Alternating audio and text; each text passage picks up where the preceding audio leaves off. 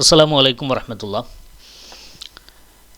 സമസ്ത കേന്ദ്ര മുശാവറ അംഗമായിരുന്ന മുസ്തഫൽ ഫൈസി, ആ മുസ്തഫൽ ഫൈസി AP വിഭാഗത്തിലേക്ക് പോകുന്നു, കാന്തപുരം വിഭാഗത്തിലേക്ക് പോകുന്നു എന്ന രീതിയിലുള്ള വാർത്തകളൊക്കെ വന്നു കഴിഞ്ഞു. എന്താണ് അതിൻ്റെ യാഥാർത്ഥ്യം എന്നറിയാൻ വേണ്ടി നേരിട്ട് മുസ്തഫൽ ഫൈസിക്ക് തന്നെ വിളിച്ചു. അപ്പോൾ അദ്ദേഹം ഈ വാർത്തയെ സ്ഥിരീകരിക്കുകയാണ് ഉണ്ടായത്. അഥവാ AP വിഭാഗത്തിലേക്ക് പോകുന്നു എന്ന തരത്തിലല്ല അദ്ദേഹം മറുപടി പറഞ്ഞത്. വാർത്തകളിലെ ഏകദേശം കാര്യങ്ങളൊക്കെ ശരിയാണ്. അഥവാ അദ്ദേഹം സമസ്തയിൽ തുടരാൻ താല്പര്യമില്ല എന്ന് അർത്ഥമുറച്ച് പറയുന്നുണ്ട്. അതുപോലെ തന്നെ അദ്ദേഹം AP വിഭാഗത്തിൻ്റെ നോളജ് സിറ്റിയിൽ, മർക്കസ് നോളജ് സിറ്റിയിൽ ലെക്ചറായി അദ്ദേഹം ചുമതല ഏൽക്കുമെന്നും വാക്ക് കൊടുത്തിട്ടുണ്ട് എന്നും അദ്ദേഹം വ്യക്തമാക്കുന്നുണ്ട്. ഫോൺ കോൾ നിങ്ങളെ കേൾപ്പിച്ചു തരാം. സംഘടനാ ലെവലിൽ AP വിഭാഗത്തിലേക്ക് അങ്ങോട്ട് പോകുന്നു എന്നത് അദ്ദേഹം സമ്മതിക്കാൻ മടി കാണിക്കുന്നുണ്ട്. മറിച്ച് പണ്ട് മുതലേ നോളജ് സിറ്റി ആരംഭിച്ചത് മുതൽ എന്നെ അവിടെ അധ്യാപകനായി ക്ഷണിക്കുന്നുണ്ട്, ഞാൻ സമ്മതിച്ചിട്ടില്ലായിരുന്നു, ഇപ്പോൾ അതിന് സമ്മതിച്ചു എന്ന രീതിയിലാണ് അദ്ദേഹം പറയുന്നത്. ഇത് കേൾക്കുക, എന്നിട്ട് നമുക്ക് ഇത് കഴിഞ്ഞിട്ട് അത് കേട്ടതിന് ശേഷം നമുക്ക് കുറച്ച് കാര്യങ്ങൾ പറയാനുണ്ട്. ഓക്കെ. അതെ, ആരാണ്? ഞാൻ അബൂത്താഹിർ ഫൈസി അറിയും. അബൂത്താഹിർ ഫൈസി എവിടെ സ്ഥലവും? വയനാടാ. ആ ആ അപ്പോൾ ഉസ്താദിനെ കുറിച്ച് ഇങ്ങനെ ന്യൂസ് ഇങ്ങനെ വരുന്നുണ്ടല്ലോ, അപ്പോൾ അതിൻ്റെ സത്യാവസ്ഥ എന്താണെന്ന് അറിയാൻ വേണ്ടിയിട്ട് വിളിച്ചു നോക്കിയാ. എന്താ ന്യൂസിലുള്ളത്? മർക്കസിലെ അധ്യാപകനായിട്ട് ചുമതല ഏൽക്കുന്നു AP വിഭാഗത്തിൽ. അത് ചുമതല ഏൽക്കും, അതെ, അതിന്റെ അവര് എന്നോ ക്ഷണിക്കുന്നുണ്ട്. അപ്പോ അതിനെപ്പറ്റി ഇപ്പൊ അടുത്ത ദിവസം സംസാരിച്ചപ്പോ നമുക്ക് ആലോചിച്ച് ചെയ്യാം എന്നും പറഞ്ഞാണ്. അതിന്റെ അപ്പുറത്തേക്കൊന്നുമില്ല. സംഘടനാപരമായിട്ട് അങ്ങനെ പോണില്ല, ലെക്ചറായിട്ട്. പിന്നെ അതുകൊണ്ട് വല്ല ഗുണം ഉണ്ടാക്കുകയാണെങ്കിൽ ഉണ്ടാകട്ടെ, അത്രേ ഉള്ളൂ. നമുക്കൊരു പ്രത്യേകിച്ച് തീരുമാനങ്ങളൊന്നുമില്ല. ഇതിപ്പോ നോളജ് സിറ്റി വന്ന ഉടനെ തന്നെ അവരെന്നെ ക്ഷണിക്കുന്നുണ്ട്. അപ്പോ ഞാൻ ആയിക്കോട്ടെ എന്ന് പറഞ്ഞതുമാണ്. ഇപ്പൊ പിന്നെ കഴിഞ്ഞ തവണ ഞാൻ ഈ AP കാണാൻ പോയില്ല, AP സുഖമില്ലാത്ത സമയത്ത് ഞാൻ ഷവറിലപ്പോ പോയല്ലോ. ഇപ്പൊ ഇങ്ങനെ വരുമ്പോഴേ മറ്റേ സമസ്തയിലേക്ക് ഇപ്പോ പരിഗണിക്കാത്തത് കൊണ്ട് ഇങ്ങനെ മറുഭാഗത്തേക്ക് പോവാണ് എന്നുള്ള. അതിപ്പോ ഓരോരുത്തർക്കും ഓരോന്നും പറയാല. അതിപ്പോ പറയണവരെ നിയന്ത്രിക്കാനൊന്നും ഇപ്പൊ നമുക്ക് പറ്റില്ല. സമസ്തയിലേതായാലും എനിക്ക് താല്പര്യമില്ല, കാരണം അത് അങ്ങനെയാണ് അതിന്റെ അവസ്ഥ. അതൊന്നും ഇപ്പൊ ഞാൻ അതിനെ കുറിച്ചൊന്നും പറയുന്നില്ല. ഏതായാലും ഇതിന്റെ പുസ്തകത്തിന്റെ പ്രകാശനുണ്ട്, ഇൻഷാ അല്ലാഹ് അടുത്ത ജനുവരി 4 ഞായറാഴ്ച കോഴിക്കോട് വെച്ച്. ത്രിമാന തീർത്ഥം അതിങ്ങനെ മുമ്പിൽ വെച്ചിട്ടാണ് വിളിക്കണത്. അതിനുശേഷം മറ്റേ ഇത് യുക്തിവാദം സംബന്ധിച്ച് എഴുതിയല്ലോ, പിന്നെ അവയവദാനം സംബന്ധിച്ച് എഴുതി. എല്ലാ പുസ്തകങ്ങളും നല്ല ഉഷാറാണ്, ഞാൻ വായിക്കുക, എല്ലാം വാങ്ങലുണ്ട്. ആയിക്കോട്ടെ, നിങ്ങൾ വായിക്കി. പിന്നെ അപ്പൊ ഈ 4-ാം തീയതി കഴിഞ്ഞിട്ട് ബാക്കി കാര്യങ്ങളൊക്കെ തീരുമാനം. 4-ാം തീയതിയാണ് പ്രകാശനം കോഴിക്കോട്ട്. നിങ്ങൾ സൗകര്യപ്പെട്ടാൽ വരുന്നുണ്ട്. ഓക്കെ. അപ്പോൾ അദ്ദേഹം പറഞ്ഞത് നിങ്ങൾ ശ്രദ്ധിച്ചല്ലോ, 4-ാം തീയതി വളരെ നിർണായകമായ ദിവസമാണ്. അദ്ദേഹത്തിൻ്റെ പുസ്തക പ്രകാശനം നടക്കുന്നുണ്ട്. 4-ാം തീയതിക്ക് ശേഷം എല്ലാം തീരുമാനിക്കും എന്നാണ് അദ്ദേഹം പറഞ്ഞിട്ടുള്ളത്. അതിന് മുമ്പ് എന്തെങ്കിലും ട്വിസ്റ്റ് ഉണ്ടാകുമോ എന്നറിയില്ല. എന്തായാലും 4-ാം തീയതി അദ്ദേഹത്തിൻ്റെ പുസ്തക പ്രകാശനത്തിനൊക്കെ അദ്ദേഹം നമ്മളെ ക്ഷണിച്ചു. ഞാൻ എൻ്റെ കാര്യം അദ്ദേഹത്തോട് തുറന്നു പറഞ്ഞു. കാരണം നമുക്ക് വലിയ ഇഷ്ടമാണ്, അദ്ദേഹത്തിൻ്റെ പുസ്തകങ്ങൾ വായിക്കാറുണ്ട്, വാങ്ങാറുണ്ട്. ഈ കാര്യങ്ങളൊക്കെ തുറന്നു പറഞ്ഞു. കാരണം അദ്ദേഹം സുന്നി സമൂഹത്തിന് ഒരുപാട് സംഭാവനകൾ ചെയ്തിട്ടുള്ള വ്യക്തിയാണ്. അതൊന്നും നമുക്ക് നിഷേധിക്കാൻ കഴിയില്ല. ഒരു ആദർശ വ്യതിയാനത്തിൻ്റെ പേരിലോ മറ്റൊന്നുമല്ല സമസ്തയെന്ന് അദ്ദേഹത്തെ സസ്പെൻഡ് ചെയ്തതും. സംഘടനാപരമായ നേതൃവിമർശനത്തിൻ്റെ പേരിലാണ് അദ്ദേഹത്തെ സംഘടനയിൽ നിന്ന് സസ്പെൻഡ് ചെയ്തത്.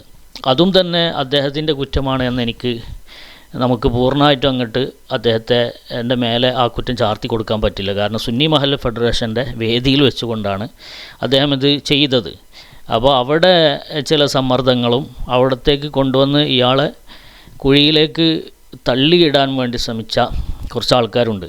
പക്ഷേ അവർക്കൊന്നും ഇദ്ദേഹത്തെ ആ ഒരു ആവേശത്തിൽ മുശാവറയിലേക്ക് തിരിച്ചടുപ്പിക്കാൻ സാധിച്ചില്ല. അപ്പോൾ ഇദ്ദേഹത്തെ എറിഞ്ഞു കൊടുത്തിരിക്കുകയാണ്. എങ്ങോട്ടേലും പോയിക്കോട്ടെ എന്ന രീതിയിൽ എറിഞ്ഞു കൊടുത്ത് അവരവരുടെ തടി സലാമത്താക്കി. ഇതാണ് സുഹാബി നളന്ത സംഘത്തിൻ്റെ ഒരു രീതി എന്ന് പറയുന്നത്. അതിൽപ്പെട്ട എല്ലാവർക്കും അവനാൻ്റെ ആവശ്യങ്ങളാണ് പ്രധാനം. അതിപ്പോൾ മുസ്തഫൽ ഫൈസിക്കും ബോധ്യപ്പെട്ടിട്ടുണ്ടാവും. എന്തായാലും അദ്ദേഹത്തിൻ്റെ പുസ്തകങ്ങളൊക്കെ നമ്മൾ ചെറുപ്പം മുതലേ അദ്ദേഹത്തിൻ്റെ പുസ്തകം വായിക്കുന്നുണ്ട്. ദർസ് പഠിക്കുന്ന സമയത്ത് തന്നെ അദ്ദേഹത്തിൻ്റെ മൊഹീദ്ദീൻ മാല വ്യാഖ്യാനം, ആ ഒരു ഗ്രന്ഥം ഏകദേശം എല്ലാ വരികളുടെ വ്യാഖ്യാനങ്ങളും പഴയ കാലത്ത് ആ ദർസ് പഠിക്കുന്ന കാലത്ത് മനഃപ്പാഠം പോലെ ആയിരുന്നു നമുക്കൊക്കെ. കാരണം ഒരുപാട് സുന്നത്ത് ജമാഅത്തിൻ്റെ ആശയങ്ങൾ അതിൽ നിന്ന് പഠിക്കാൻ നമുക്ക് സഹായകമായിട്ടുണ്ട്. അപ്പോൾ അതുകൊണ്ട് അദ്ദേഹത്തോട് നമുക്ക് കടപ്പാടുണ്ട്. മാത്രമല്ല സുന്നിസം നന്നായി പ്രസംഗിക്കുന്ന ഒരാളാണ്. അദ്ദേഹത്തിനൊരു അബദ്ധം സംഭവിച്ചു പോയി, അതിൻ്റെ പേരിൽ സസ്പെൻഡ് ചെയ്തു. പക്ഷേ അത് തിരിച്ചെടുക്കാൻ സമസ്തക്കും ആഗ്രഹം ഉണ്ടായിരുന്നു, നമുക്കൊക്കെ ആഗ്രഹം ഉണ്ടായിരുന്നു. അങ്ങനെ സമസ്ത അദ്ദേഹത്തോട് വിശദീകരണം ആവശ്യപ്പെട്ടതുപോലും അതിൻ്റെ പേരിലാണ്. പക്ഷേ അദ്ദേഹം കൊടുത്ത ലെറ്ററിൽ ഒരു കാരണവശാലും തിരിച്ചെടുക്കാൻ പറ്റാത്ത രൂപത്തിലുള്ള വിശദീകരണങ്ങളാണ് അദ്ദേഹം നൽകിയത് എന്നാണ് അറിയാൻ സാധിച്ചത്. അതുകൊണ്ടാണ് സമസ്ത അവോയ്ഡ് ചെയ്തത് എന്നാണ് ഞാൻ അറിഞ്ഞ വിവരം. അപ്പോൾ ഇപ്പോൾ അദ്ദേഹം ഇങ്ങനെ മർക്കസിലെ നോളജ് സിറ്റിയിൽ അധ്യാപകനായിട്ട് ലെക്ചറായിട്ട് പോകുന്നു എന്നത് അദ്ദേഹം സ്ഥിരീകരിച്ചിരിക്കുകയാണ്. അപ്പോൾ വാർത്ത ഒറിജിനൽ തന്നെയാണ്. ഈ സമയത്ത് നളന്ദ എന്ന് പറയുന്ന വിഭാഗത്തിന് ഒരുപാട് ഉത്തരവാദിത്തമുണ്ട്. അദ്ദേഹത്തെ ഈ ഒരവസ്ഥയിലേക്ക് നിങ്ങൾ തള്ളിവിടരുത്. സമസ്തയിൽ തന്നെ അദ്ദേഹത്തെ ഉറപ്പിച്ചു നിർത്താനും സമസ്തയിലേക്ക് അദ്ദേഹത്തെ തിരിച്ച് മുഷാവറയിലേക്ക് കൊണ്ടുവരാനുള്ള ഇടപെടലുകൾ നിങ്ങൾ നടത്തിയിട്ടില്ലെങ്കിൽ നിങ്ങളും അദ്ദേഹത്തിനോട് കൂടെ പോവുകയാണ് ഏറ്റവും നല്ലത്. അതാണ് നമുക്ക് പറയാനുള്ളത്. അപ്പോൾ ഈ മർക്കസിലെ അവരുടെ സമീപനം അതെങ്ങനെയാണ് അവരുമായിട്ടുള്ള ഡീലെന്ന് നമുക്ക് അറിയില്ല. അതൊക്കെ പിന്നീട് ഒരു വിവാദത്തിലേക്ക് വഴിവെക്കുമോ മറ്റുള്ള കാര്യങ്ങളൊക്കെ നമുക്ക് കണ്ടറിയേണ്ടതാണ്. എന്തായാലും ആ സംഘടനാ തലത്തിലേക്ക് ഒന്നായിട്ട് അവർ സ്വീകരിക്കുന്ന ഒരവസ്ഥ ഉണ്ടാകുമോ എന്ന് നമുക്ക് കണ്ടറിയണം. കാരണം പലതവണ അങ്ങോട്ടും ഇങ്ങോട്ടൊക്കെ പോയിട്ടുള്ള ആളാണ് മുസ്തഫൽ ഫൈസി. അതുകൊണ്ട് അദ്ദേഹത്തെ പരിപൂർണമായിട്ട് അവർ സംഘടനയിലേക്ക് ഉൾക്കൊള്ളിക്കുമോ എന്നുള്ള കാര്യം കണ്ടറിയേണ്ട വിഷയം തന്നെയാണ്. ഒരു വിശാലമായ സുന്നി ഐക്യ കാഴ്ചപ്പാടിൻ്റെ ഭാഗമായിട്ടോ മറ്റോ ആയിരിക്കാം ഹക്കീം അസ്സരി അങ്ങനെ അദ്ദേഹത്തെ അവിടെ ലെക്ചറായിട്ട് ക്ഷണിച്ചിട്ടുണ്ടാകുക എന്ന് വിചാരിക്കുന്നു. എന്തായാലും സുഹാബികൾ വല്ലാത്ത ഊരാകുടുക്കിലാണ് കുടുങ്ങിയിട്ടുള്ളത്. കാരണം സമസ്തയെയും AP വിഭാഗത്തെയും നിശിതമായി വിമർശിച്ചിപ്പോഴും നടക്കുകയാണ്. ആ സമയത്താണ് അവർ തന്നെ കൂട്ടിപ്പിടിച്ച് അവരുടെ ആളാക്കിയ ഒരാൾ AP വിഭാഗത്തിലേക്ക് പോകുന്നു, അവരുടെ നോളജ് സിറ്റിയിൽ ക്ലാസ് എടുക്കാൻ പോകുന്നു എന്നുള്ള ഒരു വാർത്ത കേൾക്കുമ്പോൾ കുരങ്ങനെ തേളുകുത്തിയ അവസ്ഥയാണ് അവർക്കുള്ളത്. അവരുടെ ഗ്രൂപ്പുകളിലൊക്കെ അതിനെ നിഷേധിച്ചുകൊണ്ട് ഒക്കെയുള്ള വാർത്തകളൊക്കെ വന്നിട്ടുണ്ട്. അപ്പോൾ അത് സത്യമാണോ അറിയാൻ വേണ്ടിയിട്ട് നമ്മൾ വിളിച്ചു നോക്കിയതാണ്. ഇതാണ് അവസ്ഥ. അപ്പോൾ എന്തായാലും ഇവർ ആ കാര്യത്തിൽ ഒരു ശക്തമായ ഇടപെടൽ നടത്തുമെന്ന് വിചാരിക്കുന്നു. മാത്രമല്ല ഈ സമസ്തനെ പിളർത്താൻ നടക്കുന്ന ചില ആളുകളുണ്ട്. അവർ ഒരു പ്രധാനമായിട്ടൊരു മുഷാവറ അംഗമായിട്ട് ഒരു പുതിയ മുഷാവറ ഉണ്ടാക്കാൻ വേണ്ടിയിട്ട് ഒരു പുതിയ മുഷാവറ സുഹാബികൾക്കൊരു മുഷാവറ അംഗമായിട്ട് പൊതിഞ്ഞു വച്ചിരുന്ന ഒരാൾ കൂടിയാണ് മുസ്തഫൽ ഫൈസി. അദ്ദേഹം AP വിഭാഗത്തിലേക്ക് പോയാൽ പിന്നെ അദ്ദേഹം പൂർണ്ണമായ സുന്നിയായിട്ട് തന്നെ AP വിഭാഗത്തിൽ തുടരും. അപ്പോൾ സുഹാബികൾക്ക് അത് സഹിക്കാൻ പറ്റാവുന്നതിലും അപ്പുറത്തായിരിക്കും കാര്യങ്ങൾ.